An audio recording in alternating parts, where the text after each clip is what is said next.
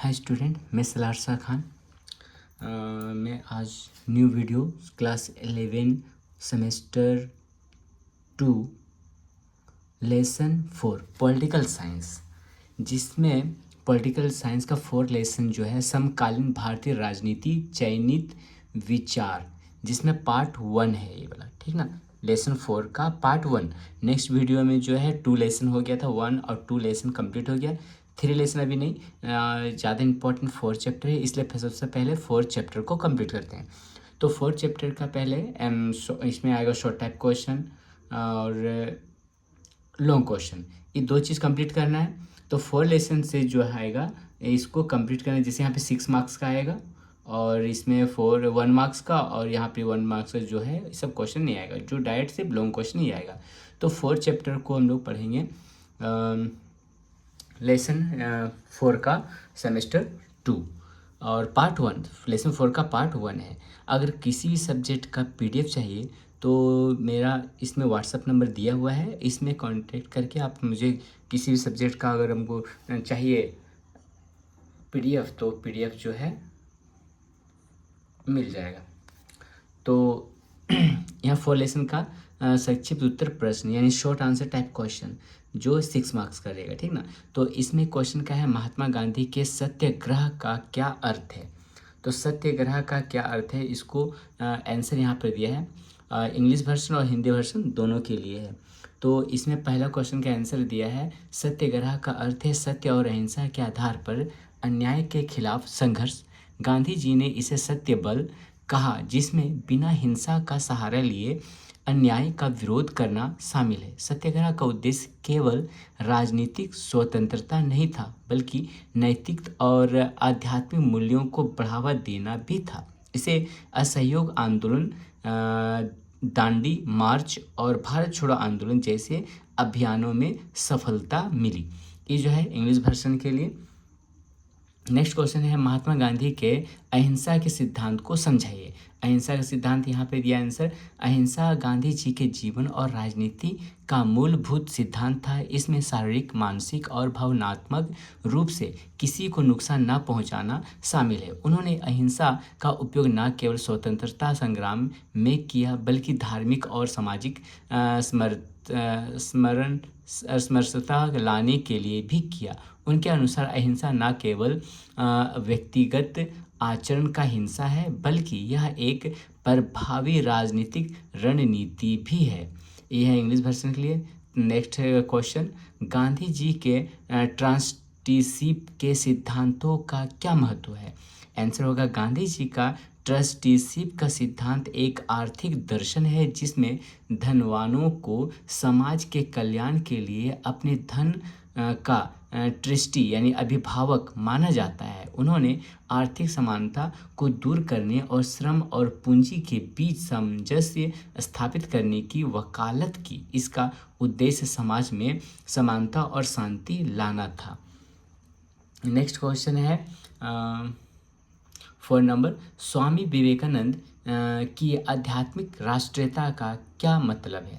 तो आंसर है, स्वामी विवेकानंद ने भारत के उत्थान के लिए आध्यात्मिक जागरूकता को आवश्यक माना। उन्होंने भारत की विविधता में एकता और इसकी आध्यात्मिकता विरासत को राष्ट्रीय एकता का आधार बताया।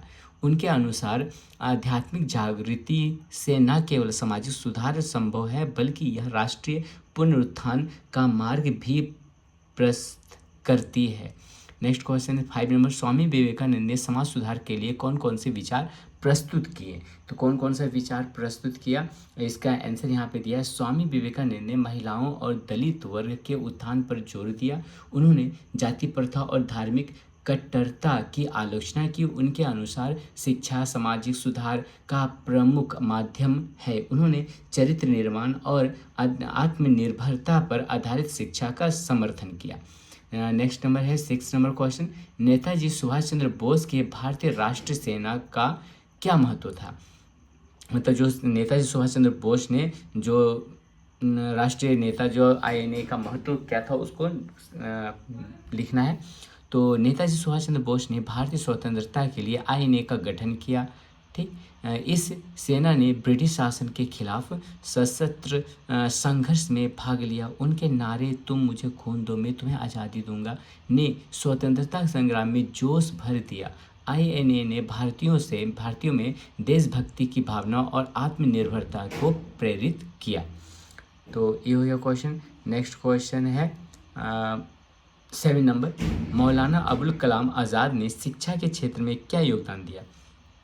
मौलाना आज़ाद ने स्वतंत्र भारत के पहले शिक्षा मंत्री के रूप में आधुनिक शिक्षा प्रणाली की नींव रखी। उन्होंने विश्वविद्यालय अनुदान आयोग और आईआईटी जैसे संस्थानों की स्थापना की। उनका मानना था कि शिक्षा राष्ट्रीय विकास का मुख्य आधार है। नेक्स्ट क्वेश्चन है 8 नंबर, मौलाना अबुल कलाम आज़ाद की हिंदू मुस्लिम एकता पर विचार क्या थे। तो आंसर होगा मौलाना आज़ाद ने हिंदू मुस्लिम एकता को स्वतंत्र संग्राम और राष्ट्रीय एकता के लिए आवश्यक माना। उन्होंने धार्मिक अस्तित्व और सांस्कृतिक एकीकरण की वकालत की। वह भारत के विभाजन के खिलाफ थे और एक धर्मनिरपेक्ष राजनीति के पक्षधर थे। नेक्स्ट क्वेश्चन है, नेताजी सुभाष चंद्र बोस के स्वतंत्र भारत के लिए दृष्टिकोण पर प्रकाश डालें। तो नेताजी ने स्वतंत्र भारत के लिए एक समाजवादी और समानतावादी राज्य की कल्पना की। उन्होंने औद्योगिकरण, वैज्ञानिक विकास और सामाजिक न्याय को प्राथमिकता दी। उनके अनुसार भारत को आत्मनिर्भर और सैन्य दृष्टि से सशक्त होना चाहिए। नेक्स्ट क्वेश्चन, स्वामी विवेकानंद ने युवाओं के लिए क्या संदेश दिया। तो स्वामी विवेकानंद ने युवाओं को चरित्र निर्माण और आत्मनिर्भरता पर ध्यान देने का संदेश दिया। उन्होंने युवाओं को भारत के निर्माण और राष्ट्रीय एकता के लिए प्रेरित किया। उनके अनुसार युवा परिवर्तन के वाहक होते हैं। 11 नंबर क्वेश्चन है यहाँ, महात्मा गांधी के सहयोग आंदोलन का उद्देश्य क्या था। तो महात्मा गांधी ने असहयोग आंदोलन 1920 में ब्रिटिश सरकार के खिलाफ शुरू किया, इसका उद्देश्य भारतीयों को ब्रिटिश प्रशासन, शिक्षण संस्थानों, न्यायालयों और विदेशी वस्त्रों का बहिष्कार करने के लिए प्रेरित करना था। यह आंदोलन जलियांवाला बाग हत्याकांड और औपनिवेशिक शासन की नीतियों के विरुद्ध में था। गांधी जी का मानना था कि भारतीयों के सहयोग के बिना ब्रिटिश शासन कमजोर हो जाएगा। इस आंदोलन ने भारत के स्वतंत्रता संग्राम को जन आंदोलन बना दिया। इसके तहत हजारों लोगों ने सरकारी पद और अंग्रेजी संस्थानों को छोड़ दिया। हालांकि 1922 में चौरी चौरा कांड के बाद जिसमें हिंसा हुई, गांधी जी ने इसे समाप्त कर दिया। नेक्स्ट क्वेश्चन है 12 नंबर कि महात्मा गांधी ने दांडी मार्च क्यों किया।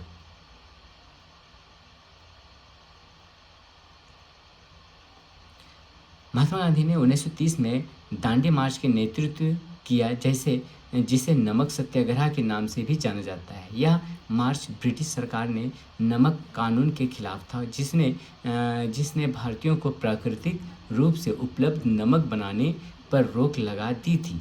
12 मार्च से 6 अप्रैल तक गांधी जी ने 24 दिन में 390 किलोमीटर की यात्रा की और दांडी पहुंचकर नमक बनाया। इस घटना ने भारतीयों को औपनिवेशिक कानून का शांतिपूर्ण विरोध करने के लिए प्रेरित किया। यह आंदोलन ब्रिटिश शासन के खिलाफ नागरिक अवज्ञा के व्यापक अभियान का हिस्सा था। इसने भारतीय स्वतंत्रता संग्राम को नई दिशा दी और दुनिया भर में अहिंसक प्रतिरोध की शक्ति को प्रदर्शित किया। तो 12 नंबर क्वेश्चन,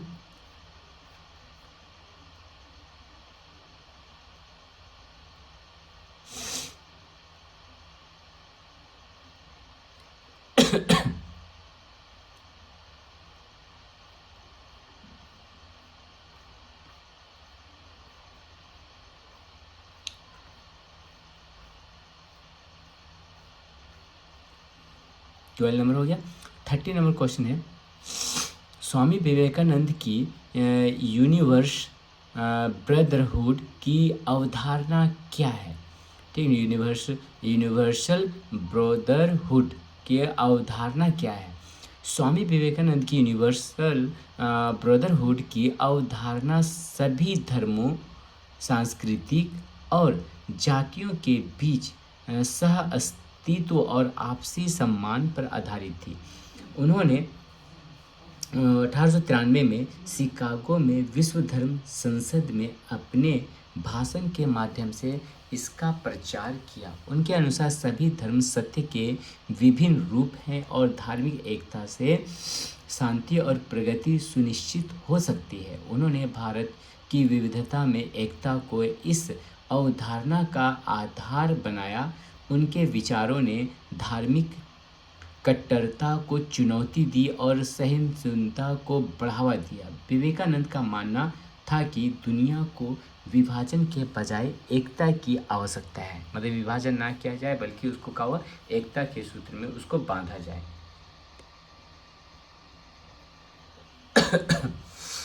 तो 30 नंबर क्वेश्चन। 40 नंबर क्वेश्चन है, 40 नंबर क्वेश्चन, नेताजी सुभाष चंद्र बोस के फॉरवर्ड ब्लॉक क्यों बनाया? फॉरवर्ड ब्लॉक क्यों बनाया? तो इसका आंसर है यहाँ पर स्वामी विवेकानंद की universal brotherhood.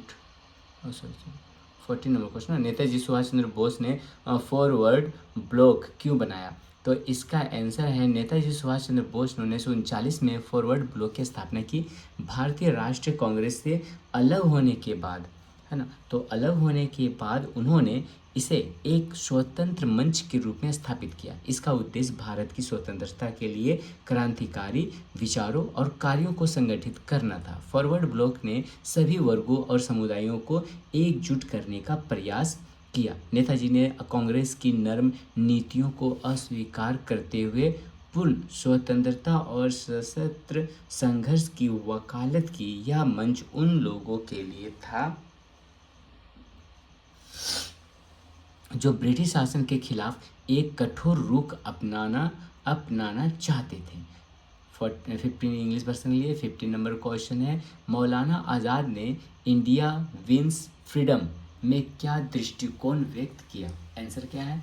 India wins freedom Maulana Abul Kalam Azad की आत्मकथा है, जिसमें उन्होंने भारतीय स्वतंत्रता संग्राम और विभाजन के संबंध में अपने विचार प्रस्तुत किए। उन्होंने भारत की स्वतंत्रता में कांग्रेस की भूमिका और महात्मा गांधी के नेतृत्व की प्रशंसा की। साथ ही विभाजन को एक त्रासदी और सांप्रदायिक राजनीति का परिणाम बनाया। आज़ाद ने हिंदू मुस्लिम एकता की आवश्यकता पर जोर दिया और धर्मनिरपेक्षता को भारत के भविष्य के लिए महत्वपूर्ण बताया। यह पुस्तक भारतीय राजनीति के महत्वपूर्ण पहलुओं को उजागर करती है। तो 60 नंबर क्वेश्चन है, स्वामी विवेकानंद के शिक्षा दर्शन का महत्व क्या था? शिक्षा दर्शन का महत्व क्या था? तो इसका आंसर है स्वामी विवेकानंद के अनुसार शिक्षा का उद्देश्य न केवल ज्ञान प्राप्त करना है बल्कि व्यक्ति का सर्वांगीण विकास भी है। उन्होंने मनुष्य निर्माण शिक्षा पर जोर दिया जो चरित्र निर्माण, आत्मनिर्भरता और नैतिकता पर आधारित है। विवेकानंद का मानना था कि शिक्षा के माध्यम से समाज के पिछड़े वर्गों को सशक्त किया जा सकता है। उन्होंने भारत की युवा पीढ़ी को राष्ट्रीय पुनरुत्थान के लिए तैयार करने की आवश्यकता पर बल दिया। उनके विचार आधुनिक शिक्षा प्रणाली के लिए प्रेरणा है। नेक्स्ट क्वेश्चन दिया है यहाँ पर, महात्मा गांधी के भारत छोड़ो आंदोलन का क्या महत्व है? भारत छोड़ो आंदोलन, जिसे अगस्त क्रांति भी कहा जाता है, 8 अगस्त 1942 को महात्मा गांधी द्वारा शुरू किया गया। इसका उद्देश्य ब्रिटिश सरकार को भारत छोड़ने के लिए मजबूर करना था। गांधी जी का नारा करो या मरो स्वतंत्रता संग्राम के इस निर्णायक चरण का प्रमुख हिस्सा बना। इस आंदोलन ने देश भर में ब्रिटिश शासन के खिलाफ व्यापक विद्रोह को जन्म दिया। हालांकि ब्रिटिश सरकार ने इसे दबाने के लिए कठोर कदम उठाए और कांग्रेस के शीर्ष नेताओं को गिरफ्तार किया। फिर भी आंदोलन ने भारतीय स्वतंत्रता संग्राम को नई ऊर्जा दी। यह आंदोलन भारत की आज़ादी का अंतिम व्यापक प्रयास माना जाता है। ये इंग्लिश वर्जन। 18 नंबर क्वेश्चन है, नेताजी सुभाष चंद्र बोस के तुम मुझे खून दो मैं तुम्हें आज़ादी दूंगा नारे का क्या प्रभाव पड़ा? नेताजी सुभाष चंद्र बोस का यह नारा भारतीय स्वतंत्रता संग्राम के लिए प्रेरणा का स्रोत बना। इस नारे ने देशवासियों में जोश और बलिदान की भावना को बढ़ावा दिया। उन्होंने भारतीय राष्ट्रीय सेना के सैनिकों को इस नारे के माध्यम से स्वतंत्रता के लिए सशस्त्र संघर्ष के लिए प्रेरित किया। इस नारे ने यह संदेश दिया कि स्वतंत्रता बलिदान की मांग करती है। इस नारे ने स्वतंत्रता संग्राम में एक नई दिशा दी और भारतीय युवाओं को ब्रिटिश शासन के खिलाफ खड़े होने का साहस प्रदान किया। इंग्लिश वर्जन 19 नंबर क्वेश्चन है, मौलाना अबुल कलाम आज़ाद ने आधुनिक शिक्षा के लिए कौन कौन से संस्थान स्थापित किए? कौन कौन सा संस्थान स्थापित किया? तो आंसर है, मौलाना अबुल कलाम आज़ाद ने भारत के पहले शिक्षा मंत्री के रूप में आधुनिक शिक्षा प्रणाली के विकास में महत्वपूर्ण योगदान दिया। उन्होंने विश्वविद्यालय अनुदान आयोग, भारतीय प्रौद्योगिकी संस्थान और सांस्कृतिक संगठनों जैसे साहित्य अकादमी और संगीत नाटक अकादमी की स्थापना की। उनका मानना था कि शिक्षा राष्ट्रीय विकास और समाज सुधार का मुख्य आधार है। उनके प्रयासों ने भारत में उच्च शिक्षा और तकनीकी शिक्षा के नए मानक स्थापित किए। तो नेक्स्ट क्वेश्चन है 20 नंबर क्वेश्चन, स्वामी विवेकानंद का चरित्र निर्माण शिक्षा पर क्या दृष्टिकोण था? स्वामी विवेकानंद का मानना था कि शिक्षा का उद्देश्य केवल सूचना का संचय नहीं बल्कि चरित्र निर्माण और आत्मनिर्भरता को बढ़ावा देना है। उनके अनुसार ऐसी शिक्षा जो व्यक्ति को नैतिक, आध्यात्मिक और बौद्धिक रूप से मजबूत बनाती है, समाज और राष्ट्र के विकास के लिए आवश्यक है। उन्होंने चरित्र निर्माण को सच्ची शिक्षा का मूल आधार माना।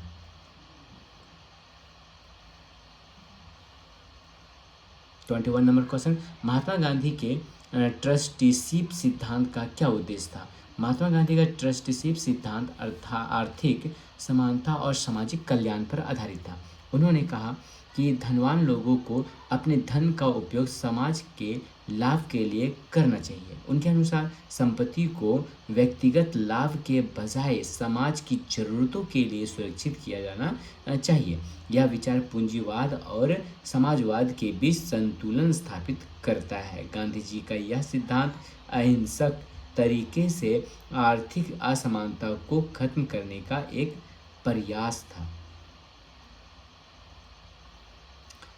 22 नंबर क्वेश्चन 22 नंबर क्वेश्चन है, नेताजी सुभाष चंद्र बोस ने भारतीय राष्ट्रीय सेना का गठन क्यों किया? है ना, यानी कि ने जो किया था, संगठन किया था, वो क्यों किया, क्या मकसद था करने का?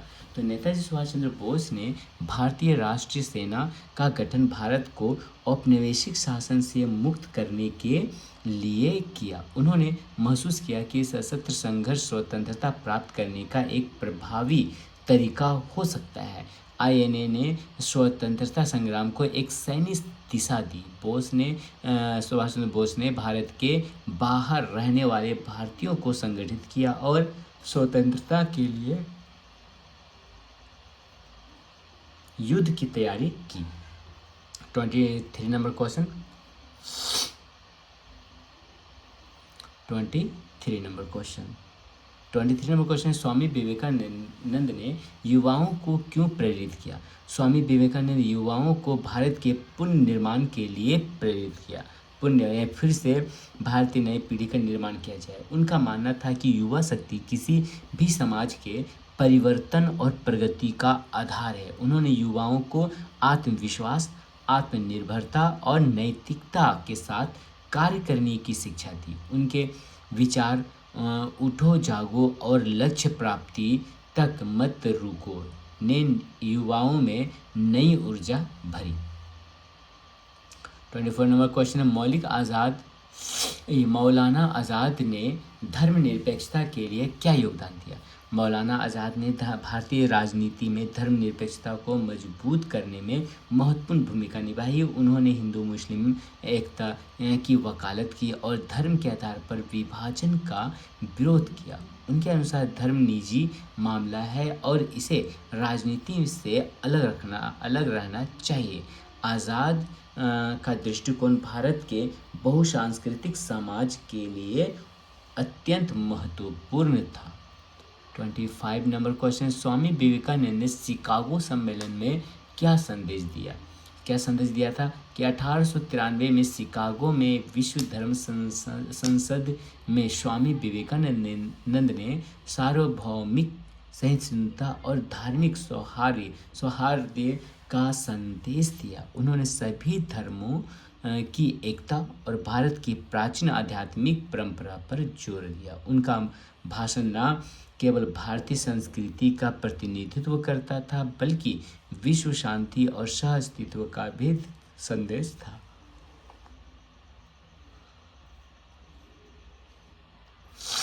26 नंबर क्वेश्चन है, महात्मा गांधी के सत्याग्रह का पहला प्रयोग कहाँ हुआ? महात्मा गांधी ने सत्याग्रह का पहला प्रयोग दक्षिण अफ्रीका में किया। 1906 में ट्रांसवाल में भारतीयों के अधिकारों के लिए संघर्ष करते हुए उन्होंने इसे लागू किया। यह आंदोलन सत्य और अहिंसा के आधार पर स्थापित आधार पर अन्याय का विरोध करने का प्रयास था। सत्याग्रह ने उनके भविष्य के राजनीतिक आंदोलन की नींव रखी। 27 नंबर क्वेश्चन है,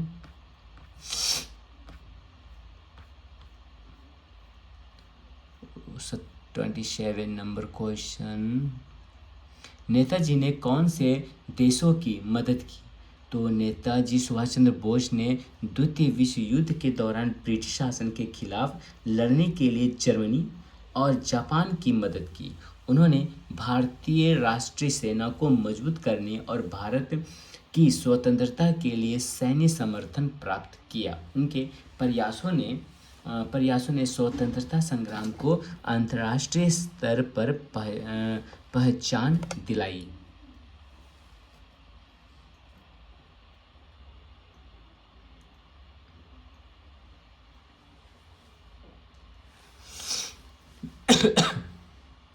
नेक्स्ट क्वेश्चन है 28 नंबर, मौलाना आज़ाद की शिक्षा नीति का मुख्य उद्देश्य क्या था?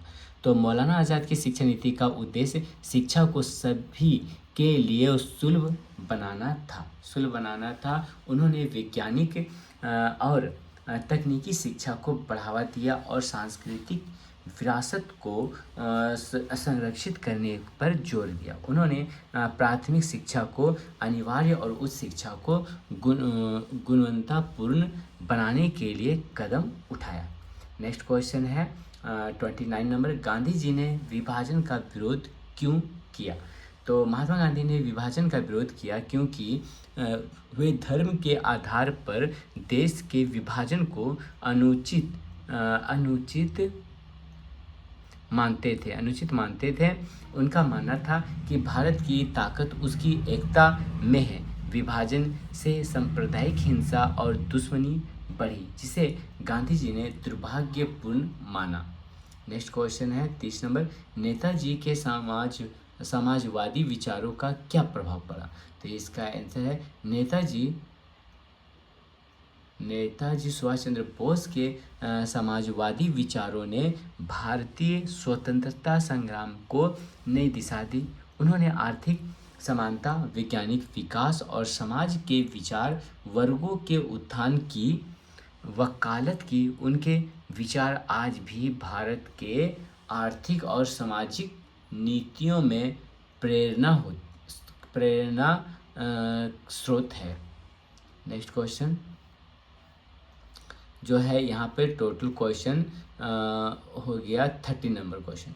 तो 30 नंबर क्वेश्चन जो है 6 मार्क्स का है, ये यहाँ तक ही कंप्लीट है। नेक्स्ट वीडियो में पे आएंगे नया चैप्टर को लेकर के। अगर भी कोई भी चैप्टर में कुछ दिक्कत हो या किसी चीज़ का PDF चाहिए तो जल्द से जल्द मुझे मेरे नंबर पर कांटेक्ट करें या व्हाट्सएप से मैसेज करें कि मुझे इस सब्जेक्ट का PDF चाहिए, तो PDF जो है तुरंत मिल जाएगा।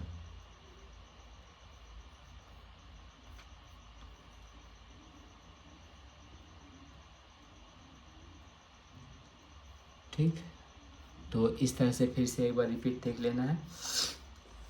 तो 1 से 6 मार्क्स का 1 से लेकर के 30 क्वेश्चन है। इसे जल्द से जल्द नोट्स कर लें या अच्छा से इसे स्क्रीनशॉट ले लें। तो इस तरह से जो है इस 6 मार्क्स का क्वेश्चन 4 लेसन जो है वो कंप्लीट हो गया। ठीक,